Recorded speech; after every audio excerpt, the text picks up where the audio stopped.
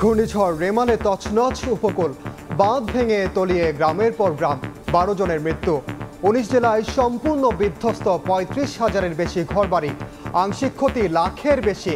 বিদ্যুৎ বিচ্ছিন্ন, উপকূলীয় এলাকায় নেই মোবাইল নেটওয়ার্ক। কিচ্ছু নাই, রান্না করতে পারতেছি না, চুলায় পানি উঠছে। ভাবি বাইরে গেছে আর সেই বাইরে ফেরে নাই, গাছ পর্যন্ত মারা গেছে। মানুষ আশ্রয় কেঁদে না যাইতে, মানুষ গরু বাছুর সব মরে যাইতে, কিচ্ছু থাকতে না। আজকে 3 দিন বিদ্যুৎ নেই, কোথাও যোগাযোগ করতে পারতেছি না, মোবাইল অকেজো। মোট 19টি জেলা ক্ষতিগ্রস্ত হয়েছে। ঘূর্ণিঝড়ে ক্ষতিগ্রস্ত মানুষের সংখ্যা 37,58,096 জন। সকালে 3 ঘন্টার পর বিকেলেও বন্ধ মেট্রো চলাচল, রাজধানীর কর্মজীবীদের চরম দুর্ভোগ, ভাসছে বন্দর নগরী। মেট্রোর যে হঠাৎ বন্ধ যায়, সেক্ষেত্রে আমার কিন্তু অফিসে যাওয়া ওই দিন বন্ধ হয়ে যায়। উবার তো যেখানে 200 টাকা লাগে সেখানে এখন 600 টাকা হয়ে গেছে। জায়গা জায়গা নালা বই লাগে দেয়, পানি স্রোত আমাদেরকে নালার মধ্যে নিয়ে যায়, আরেক বিপদ না। দেখছিলেন প্রধান শিরোনাম, সন্ধ্যার সময় সঙ্গে আছি আমি ওমর ইনান। এবার অন্যান্য শীর্ষ সংবাদ। দুর্যোগ মাথায় নিয়ে আশ্রয় কেন্দ্রে যাওয়ায় এড়ানো গেছে জানমালের বড় ক্ষয়ক্ষতি। আবারও ঢাল হয়ে ভয়াবহ বিপর্যয় থেকে লোকালয় রক্ষা করল সুন্দরবন। স্মার্ট বাংলাদেশ গড়তে মার্কিন ব্যবসায়ীদের অংশীদার হওয়ার আহ্বান প্রধানমন্ত্রীর। বাণিজ্যিক সম্পর্ক সম্প্রসারণে নীতিগত সহায়তায় প্রস্তুত সরকার।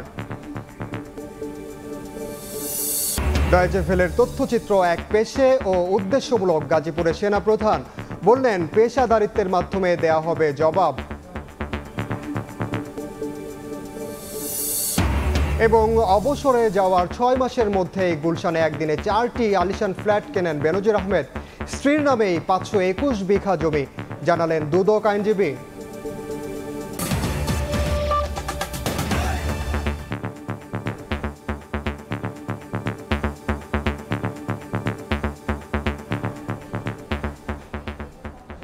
ঘূর্ণিঝড় রেমালের তাণ্ডবে তছনছ উপকূলীয় এলাকা, ঘরবাড়ি ভেঙে বিধ্বস্ত জনপদ। 5 থেকে 6 ফুট জলোচ্ছ্বাসে বাঁধ ভেঙে তলিয়ে গেছে গ্রামের পর গ্রাম।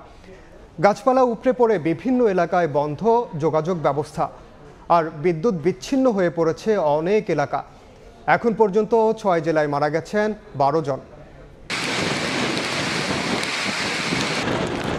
ভয়ঙ্কর তাণ্ডবের পর একে একে ভেসে উঠছে ঘূর্ণিঝড় রেমালের অগ্নিমূর্তির ক্ষতচিহ্ন। রোববার বাংলাদেশের ওপর দিয়ে আঘাত হানার পর শক্তি হারানোর আগ মুহূর্ত পর্যন্ত রেমালের তাণ্ডব লীলায় কেঁপেছে উপকূলীয় অঞ্চল। রোববার দিনভর শক্তি সঞ্চয়ের পর রাতের আঁধারে ভয়ঙ্কর তাণ্ডব চালায় রেমাল। ঘূর্ণিঝড়ের আগ্রাসনে সোমবার সারা দেশেই ঝড়ো হাওয়ার সঙ্গে চলে ভারী বর্ষণও।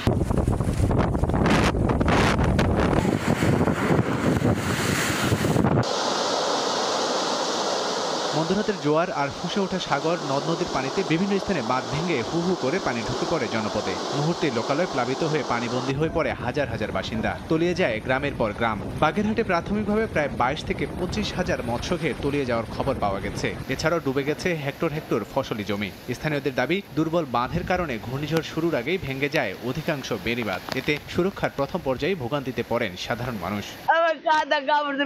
কিচ্ছু নাই, পানি উঠছে, তলাই গেছে, মাই পোলা লইয়া কোনো রকমের বাঁচি আছে। রান্না করতে পারতেছি না, চুলায় পানি উঠছে, অনেক সমস্যা আমাদের। যদি মানুষ আশ্রয় কেঁদে না যাইতে, মানুষ গরু বাছুর সব মরে যাইতে, কিচ্ছু থাকতে না। নদীর কূলে যে বালিঘর ছিল সেগুলো পানি সব তলায় গেছে একবারে। ঘূর্ণিঝড়ে ঘন্টায় 111 কিলোমিটারের বাতাসের ঝাপটায় লন্ডভন্ড ঘরবাড়ি সহ নানা স্থাপনা। খুলনা ও বাগেরহাটে 30,000 ঘরবাড়ি সম্পূর্ণ ও 91,000 ঘর আংশিক ক্ষতিগ্রস্ত হয়েছে বলে জানা যায়। জোয়ারে ভেসে গেছে অনেক ঘরবাড়ি, গাছপালা উপড়ে বন্ধ হয় রাস্তাঘাট। এছাড়াও বিভিন্ন স্থানে সড়ক ভেঙে যোগাযোগ বিচ্ছিন্ন হয়ে পড়ে। ঝড়ে সঞ্চালন লাইন ক্ষতিগ্রস্ত হওয়ায় বিদ্যুৎ বিচ্ছিন্ন অনেক এলাকা। ঘূর্ণিঝড়ের আগেই প্রাণ বাঁচাতে দেশের বিভিন্ন আশ্রয়কেন্দ্রে স্থানে 10 লাখের বেশি মানুষ। সংশ্লিষ্টরা বলছেন, মানুষ আগেভাগে আশ্রয়কেন্দ্রে যাওয়ায় জানমালের ক্ষয়ক্ষতি কম হয়েছে। আমরা আশ্রয়কেন্দ্রে ছিলাম, বাড়িতে যাওয়ালে টিনটুন সব উড়ে গেছে। পানি ঢুকে রাস্তাঘাট অনেক ডুবে গেছে, অনেক ব্রিজ ভেঙে গেছে। সময় মতন ব্যারিকেডটা করতো, তাহলে দেখা যাচ্ছে এই বন্যায় আমাদের এই ক্ষয়ক্ষতিটা হতো না। ঘূর্ণিঝড় রেমালের কারণে 5 জেলায় 11 জনের প্রাণহানি হয়েছে। এর মধ্যে ঘরের নিচে গাছ চাপা পড়ে ভোলায় শিশুসহ 3 জনের মৃত্যু হয়েছে। বরিশালে দেয়াল চাপায় 3 জনের প্রাণ ঝরে। এছাড়াও সাতক্ষীরা, পটুয়াখালী ও চট্টগ্রামে আরও 5 জন মারা গেছেন। এদিকে ঝড়ের আঘাতের রেশ এখনো থাকা দুর্যোগ কবলিত এলাকায় ক্ষয়ক্ষতির প্রকৃত তথ্য এখনো পাওয়া যায়নি। লাবিব হাসান, সময় সংবাদ। ঘূর্ণিঝড়ের ক্ষয়ক্ষতির খবর জানাতে এই মুহূর্তে সাতক্ষীরার শ্যামনগরে আছেন সহকর্মী তানজিম আহমেদ। সরাসরি যাচ্ছি তার কাছে। বাতাসের বেগ, বৃষ্টির পরিমাণ উভয়ই কমতে শুরু করেছে সাতক্ষীরার উপকূলে। যদিও এখন পর্যন্ত বৃষ্টি বাতাস আমরা দেখতে পাচ্ছি উপকূল জুড়ে নদ নদীর পানি যে বৃদ্ধি পেয়েছিল, যেহেতু ভাটি শুরু হয়েছে, পানি কিন্তু আসলে নামতে শুরু করেছে এবং স্থানীয় যারা রয়েছেন তারা আমাদেরকে জানিয়েছেন যে কিছু সময়ের মধ্যে যেসব অঞ্চল আসলে প্লাবিত ছিল, যেহেতু ভাটি শুরু হয়েছে এবং সেক্ষেত্রে হয়তো এই যে পানিতে প্লাবিত জায়গাগুলো আসলে কিছুটা নেমে যাবে। তারপরও যে ক্ষয়ক্ষতির কথা আসলে বলতে হয়, সাতক্ষীরার উপকূলে যেসব ঘর বাড়ি রয়েছে এর মধ্যে অন্তত 1192টি ঘর সেগুলো আংশিক ক্ষতিগ্রস্ত হয়েছে এবং 276টি ঘর পুরো সম্পূর্ণ বিধ্বস্ত হয়েছে। এবং একই সাথে বেশ কিছু কয়েক হাজার বিঘা মাছের ঘের এবং শত শত মানুষ যারা মৎস্য কাজের সাথে জড়িত ছিল, জীবিকা নির্বাহ করতেন, তাদের ঘের আসলে সম্পূর্ণ বেঁচে গেছে। এর ফলে যে ক্ষয়ক্ষতির সংখ্যা ছিল সেটি আসলে সেই ক্ষয়ক্ষতিটি হয়ে গেলই আর কি। শত চেষ্টা করেও যারা স্থানীয় রয়েছেন তারা তাদের যে মাছের ঘেরগুলো তারা রক্ষা করতে পারেনি। এটি সাতক্ষীরায় আমরা সকাল থেকে 2 দিন ধরে যে ঘুরে দেখেছি, মানুষের সাথে কথা বলেছি, সবচেয়ে বেশি ক্ষতিগ্রস্ত আসলে যারা মৎস্যজীবী রয়েছেন তারাই সবচেয়ে বেশি ক্ষতিগ্রস্ত এবং তাদের আসলে এই বছরের মাঝামাঝি সময় তারা বেশ বড় একটি লোকসানে পড়তে হয়েছে। তো সাতক্ষীরার উপকূলে যে ঘূর্ণিঝড়ের প্রভাব আমার কাছে এই ছিল সর্বশেষ। সরাসরি যুক্ত ছিলাম সাতক্ষীরায়। এদিকে রেমালের প্রভাবে ভারী বৃষ্টিতে সৃষ্টি হয়েছে জলাবদ্ধতা। সে খবর জানাতে এই মুহূর্তে রাজধানীর নিউ মার্কেট এলাকায় আছেন সহকর্মী তানভীর হাসান মেঘ এবং চট্টগ্রামের কাতালগঞ্জ এলাকায় আছেন সহকর্মী পার্থপ্রতিম বিশ্বাস। সরাসরি শুরুতেই যাচ্ছে মেঘের কাছে। মেঘ, রিমালের প্রভাবে কিন্তু রাজধানী গতকাল রাত থেকে কিন্তু বৃষ্টিপাত শুরু হয়েছে এবং সেই সঙ্গে ভোর থেকে একটানা যে বৃষ্টি, সেই বৃষ্টি কিন্তু এখনো হচ্ছে এবং সেই সঙ্গে এই এখন যে বৃষ্টির যে পরিধি, সেই বৃষ্টির পরিধি ছোট ছোট হলেও আমরা দেখতে পাচ্ছি যে এই মুহূর্তে ঝড়ো যে বাতাস, সেই বাতাস কিন্তু আমরা লক্ষ্য করতে পারছি। যদি একটু বলতে চাই, আপনারা নিশ্চয়ই আমার ক্যামেরা ফ্রেমে এখন যে চিত্রটি দেখতে পাচ্ছেন, অর্থাৎ এটি হচ্ছে মূলত ঢাকা কলেজের যে বিপরীত পাশের যে সড়কটি রয়েছে, সেই বিপরীত পাশের সড়কের চিত্র। এই সড়কে যদি একটু বলতে চাই যে এই সড়কটি মূলত এক মহাসমুদ্রে পরিণত হয়েছে। কেন বলছি এই মহাসমুদ্রে পরিণত হওয়ার কারণটি হচ্ছে এই পুরো সড়কে জলবদ্ধতা সৃষ্টি হয়েছে, যার কারণে নগরবাসী এবং এই সড়ক ধরে যারা চলাচল করছে তারা ভোগান্তির শিকার হচ্ছে। এবং সেই সঙ্গে এই সড়কের পাশেই কিন্তু যে হকার্স মার্কেটটি রয়েছে, সেই হকার্স মার্কেট প্রত্যেকটি দোকানই কিন্তু বন্ধ রাখা হয়েছে। এখানে আসার পর আমরা তাদের সাথে কথা বলেছি। মূলত আজ অন্যান্য সময়ে এই সড়কের পাশে যে মার্কেটটি রয়েছে, মার্কেটে যে পরিমাণ কাস্টমার থাকার কথা, ঠিক আজ ভিন্ন এক চিত্র লক্ষ্য করা যাচ্ছে। এখানকার হকারের দোকানের পাশাপাশি যে মার্কেটগুলো রয়েছে, এই জলবদ্ধতার কারণে তারা আমাদেরকে যেমনটা জানিয়েছে যে আজকে কোনো কাস্টমারই আসছে না, যার ফলে কিন্তু তারা দোকান বন্ধ করে কিন্তু চলে গিয়েছে। সেই সঙ্গে এই সড়ক জুড়ে যারা আসছে, সিএনজি চালিত যে অটোরিকশা, সেই অটোরিকশার কিন্তু ভোগান্তি পোহাতে হচ্ছে এবং সেই সঙ্গে এই সড়কে অটোরিকশা বিভিন্ন সময় কিন্তু চলাচল বন্ধ হতে আমরা দেখেছি। এই মুহূর্তে আমরা চট্টগ্রামে চলে যাব, সেখানকার পরিস্থিতি জানাতে আমাদের সাথে যুক্ত হবে পার্থ।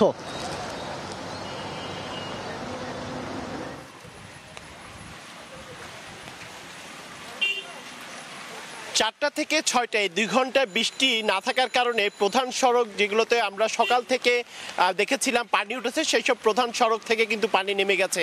তবে যেসব নিচু এলাকা রয়েছে এবং অলিগলি রয়েছে, সেই সব অলিগলির পানিতে এখনো কিন্তু জলাবদ্ধতা আমরা দেখছি রয়ে গেছে। তবে কিছুক্ষণ আগে থেকে আবারও কিন্তু ভারী বর্ষণ শুরু হয়েছে, সেই সাথে রয়েছে প্রচণ্ড বাতাস।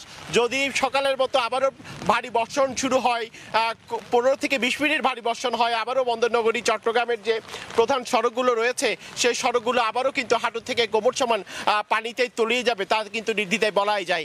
আমরা এখন দেখছি আমরা নগরীর কাতালগঞ্জ এলাকায় আছি।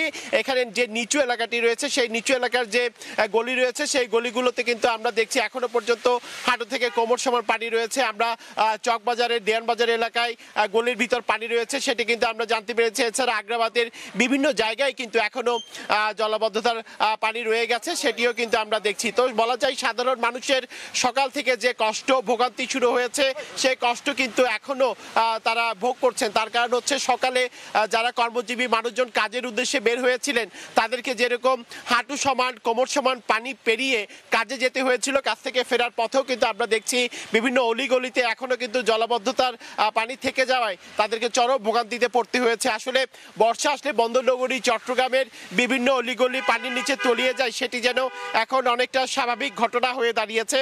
তবে এই ঘটনা থেকে পরিত্রাণ চাই নগরবাসী চাই চট্টগ্রাম সিটি কর্পোরেশন এবং চট্টগ্রাম উন্নয়ন কর্তৃপক্ষ যৌথভাবে কাজ করে এই জলাবদ্ধতা থেকে নগরবাসীকে মুক্তি দিক। এই ছিল আমার কাছে এখনো পর্যন্ত নগরীর কাতালগঞ্জ এলাকা থেকে এখানকার সর্বশেষ খবর। জলাবদ্ধতার খবর জানছিলাম আমরা রাজধানী ও চট্টগ্রাম থেকে। সকাল থেকে দফায় দফায় মেট্রো রেল চলাচল বন্ধ হয়ে যায়। এই মুহূর্তে কারণ বাজার স্টেশনে আছেন সহকর্মী আসিফ মাহমুদ সিয়াম, সরাসরি যাচ্ছি তার কাছে। সিয়াম, ঘূর্ণিঝড় রেমালের প্রভাবে মেট্রো রেল বিকেল থেকে কারণ বাজার পর্যন্ত চলাচল করছিল। মতিঝিলে যাওয়ার এবং আসার দুই ধরনের ট্রেনই বন্ধ ছিল, কিন্তু এই মুহূর্তে আমি কারণ বাজার অতিক্রম করেও মতিঝিলের দিকে ট্রেন যাচ্ছে। তো তারা এখন পর্যন্ত ট্রেন বন্ধ হওয়ার ব্যাপারে কিছু জানায়নি, মতিঝিলের দিকে ট্রেন এখনো যাচ্ছে। তো আমরা যেটা মেট্রো রেল কর্তৃপক্ষের থেকে যেটা জানতে পেরেছি যে শাহবাগ এবং সচিবালয়ের মাঝামাঝি স্থানে ভায়াডাক্টের উপর গাছের ডাল পড়ার কারণে মূলত এই লাইনের সমস্যা দেয়। এছাড়া মতিঝিল সংলগ্ন রেল স্টেশন সংলগ্ন এলাকায় সোলার প্যানেল পড়ার কারণে কিছু যান্ত্রিক ত্রুটির কারণে মেট্রো রেল চলাচল বন্ধ থাকে। কিন্তু এই মুহূর্তে আমরা কারওয়ান বাজার অতিক্রম করেও মেট্রো রেল যাচ্ছে, যাত্রীরা তাদের গন্তব্যের দিকে যাচ্ছেন। কিন্তু কিছুক্ষণ আগে মাইকে অ্যানাউন্সমেন্ট করে তারা জানিয়েছেন যে মতিঝিল পর্যন্ত ট্রেন যাবে। তো আমরা সেটা পরীক্ষা নিরীক্ষা করার জন্য মূলত ট্রেনে এই মুহূর্তে আছি, যে কারণ বাজার মতিঝিল পর্যন্ত ট্রেন যাচ্ছে বলে আমরা এখন পর্যন্ত দেখতে পাচ্ছি। তো এই যদিও বিকেলে কিছুক্ষণের জন্য ট্রেন চলাচল আগারগাঁও পর্যন্ত বন্ধ ছিল, তারা কারণ বাজার পর্যন্ত যেতে পারছিল না। কিন্তু এখন ট্রেন চলাচল মোটামুটি বলা চলে স্বাভাবিক আছে, যদিও ধীর গতিতে চলছে। তো এই ছিল আমার কাছে সর্বশেষ।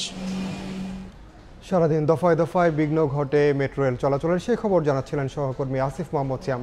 উন্নত সমৃদ্ধ স্মার্ট বাংলাদেশ গড়তে মার্কিন ব্যবসায়ীদের অংশীদার হওয়ার আহ্বান জানালেন প্রধানমন্ত্রী শেখ হাসিনা। সকালে গণভবনে ইউএস বাংলাদেশ বিজনেস কাউন্সিলের উচ্চ নির্বাহী প্রতিনিধি দলের সঙ্গে বৈঠকে সরকার প্রধান বলেন, বাণিজ্যিক সম্পর্ক সম্প্রসারণে নীতি সহায়তা নিয়ে প্রস্তুত Bangladesh. Bangladesh has the most liberal investment policy status in the region.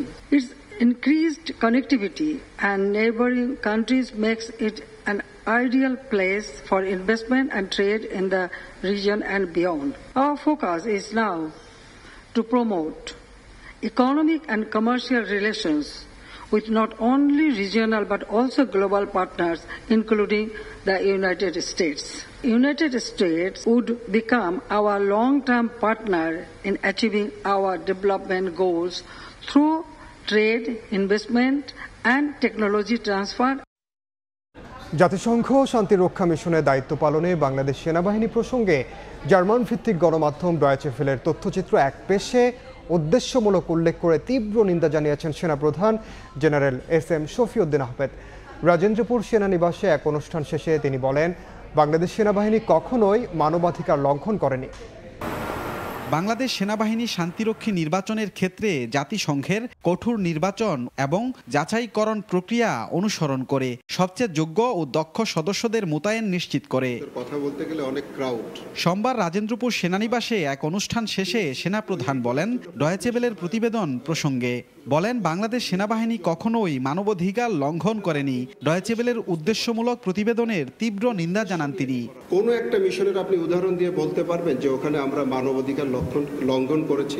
এরকম এক পেশে উদ্দেশ্যমূলক একটা প্রতিবেদন আমরা তীব্র প্রতিবাদ জানিয়েছি। একটা উদ্দেশ্য নিয়ে এটা করা হচ্ছে, সেই উদ্দেশ্যটা কি আমরা সবাই বুঝতে পারছি। General SM. শফিউদ্দিন আহমেদ বলেন, সর্বোচ্চ দেশপ্রেম ও পেশাদারিত্ব নিয়ে জাতিসংঘ পরিমণ্ডলে বাংলাদেশ সেনাবাহিনী বাংলাদেশ যেভাবে দায়িত্ব পালন করে আসছে সেভাবে কাজ করে সকল ষড়যন্ত্রের সঠিক জবাব দেওয়া হবে। আমরা আমাদের কাজটা সঠিকভাবে করতে চাই এবং যারা এই অসাধু উদ্দেশ্য নিয়ে কিছু করার চেষ্টা করছে তাদেরকে আমরা সর্বাত্মকরণে ভুল প্রমাণিত করতে চাই। অবসরের 6 মাসের মধ্যে স্ত্রী মেয়ের নামে গুলশানে একদিনে 4টি আলিশান ফ্ল্যাট কেনেন বেনজির আহমেদ। এ পর্যন্ত তার 621 বিঘা সম্পত্তির সন্ধান পেয়েছে দুদক।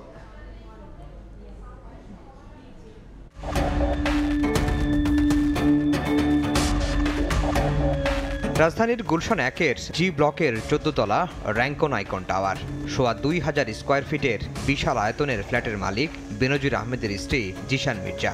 একই ফ্লোরে আরেকটি ফ্ল্যাট কিনেছেন বেনজিরের মেয়ে নাবালিকা জাহারা জারিন। গুলশানে আরও 2টি ফ্ল্যাট রয়েছে তাদের। এই 4টি ফ্ল্যাটই কেনা হয় গত বছরের 5ই মার্চ অবসরে যাওয়ার 6 মাসের মধ্যে। দুদকের অনুসন্ধানে একের পর এক সম্পদের খোঁজ মিলছে বেনজির আহমেদের।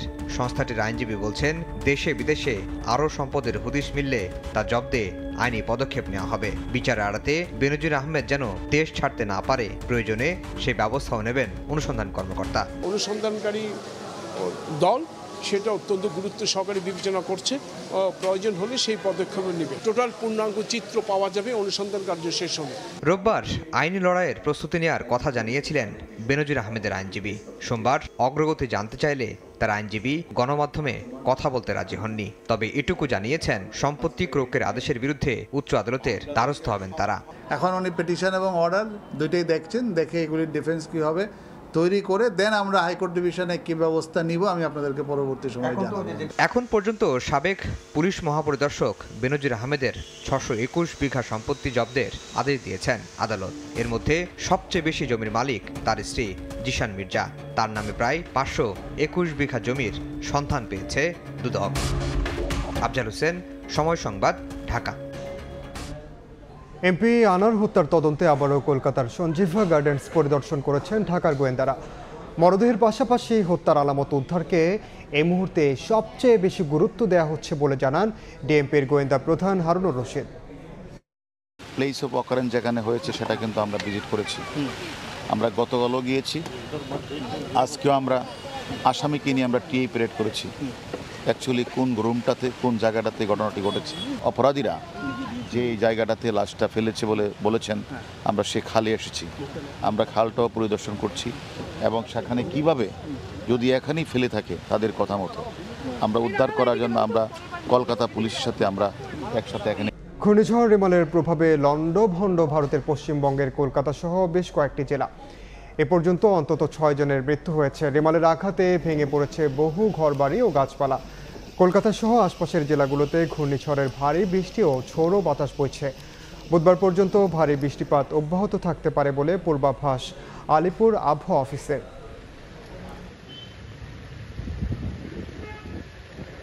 খেলার খবর। প্রস্তুতি পর্ব শেষ করে এবার বিশ্বকাপ মিশন শুরু বাংলাদেশে। টেক্সাসের ডালাস শহরে পৌঁছে প্রথম দিনেই ম্যাচ ভেন্যুতে অনুশীলন করেছেন টাইগাররা। গতকালই হিউস্টন ছেড়ে ডালাসে পৌঁছায় টিম বাংলাদেশ। কাল নিজেদের প্রথম প্রস্তুতি ম্যাচের আগে তারা ঝালিয়ে নিয়েছেন নিজেদের টপ অর্ডার ব্যাটারদের নিয়ে আলাদা করে কাজ করেছেন হাথুরু এবং স্টাফরা। নেটে বেশ অনেকটা সময় কাটান লিটন, সৌম্য এবং তানজিদ তামিম। বোলিংয়ে নিজেদের স্কিল নিয়ে কাজ করেছেন স্পিনাররাও, সঙ্গে ছিলেন মুশতাক আহমেদ। এদিকে গতকাল গভীর রাতে বিশ্বকাপের জার্সি উন্মোচন করে বিসিবি। এ পর্যায়ে শীর্ষ সংবাদ জানিয়ে দিচ্ছি আরেকবার। ঘূর্ণিঝড় রেমালে তছনছ উপকূল, বাঁধ ভেঙে তলিয়ে গ্রামের পর গ্রাম, 12 জনের মৃত্যু, সম্পূর্ণ বিধ্বস্ত 35,000 ঘরবাড়ি, বিদ্যুৎ ও মোবাইল নেটওয়ার্ক বিচ্ছিন্ন বহু মানুষ। রেমালের প্রভাবে রাজধানীতে দিনভর বৃষ্টি, জলাবদ্ধতায় দফায় দফায় বন্ধ মেট্রো রেল, কর্মজীবীদের চরম দুর্ভোগ, ভাসছে বন্দরনগরী ও বরিশাল। এবং স্মার্ট বাংলাদেশ গড়তে মার্কিন ব্যবসায়ীদের অংশীদার হওয়ার আহ্বান প্রধানমন্ত্রীর। বাণিজ্যিক সম্পর্ক সম্প্রসারণে নীতিগত সহায়তায় প্রস্তুত সরকার।